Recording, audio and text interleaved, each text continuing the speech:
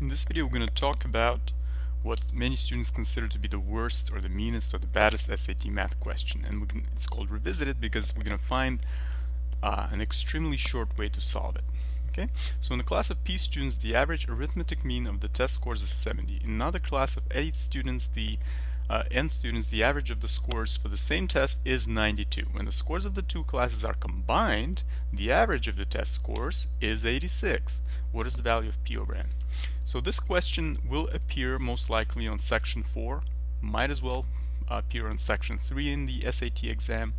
But in any case, most students will probably just go on with setting up an equation like this: 70p plus 92n over p plus n is equal to 86. And that's fine. That will yield you the right answer. But it will take a while for you to actually solve for p divided by n, this quotient, right? Because there are lots of numbers to deal with,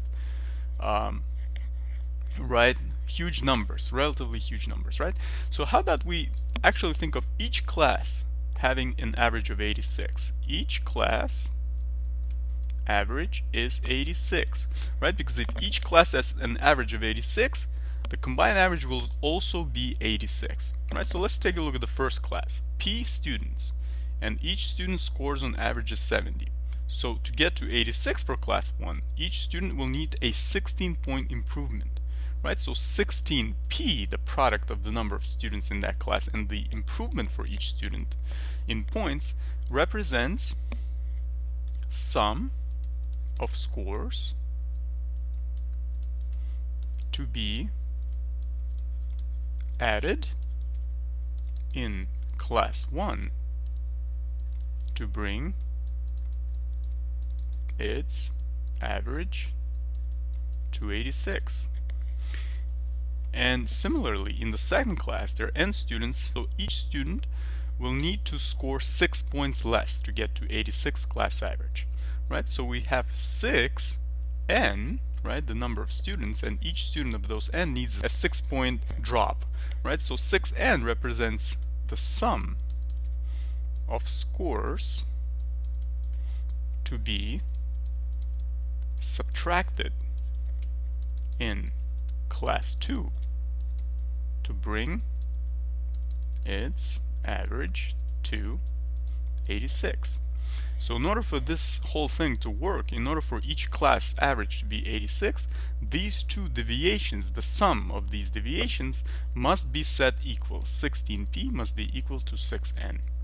Right? So obviously you may notice that since the coefficient here is higher, is greater than the 6 here, the p must be less than n, right? In the first class, the number of students should be less than in the second class, right? And that makes sense because the more students you have, the smaller this number is going to be, and the greater this number is, the smaller the number of students, right? But that doesn't really help us solve the problem. It's just helping you understand why the coefficients may vary and they're not the same, because the number of students in each class is different. It's not the same number, right? So in any case, in order to solve for p over n, notice that you can kill two birds with one stone, so to speak, and divide both sides by 16n. And why 16n? Because you need to have a p over n, you need to have a p on the top, so you don't need the 16, and you need to have an n on the bottom, right? So you don't need the n on the right side. That's why you divide by that as well on both sides.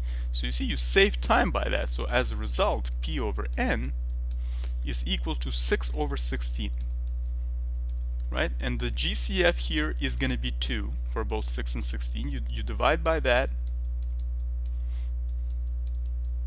You can use a calculator if you're in section 4, but you might as well know how to do that, so you might have it on section 3. You got to be able to reduce these. So that's going to be 3 over 8.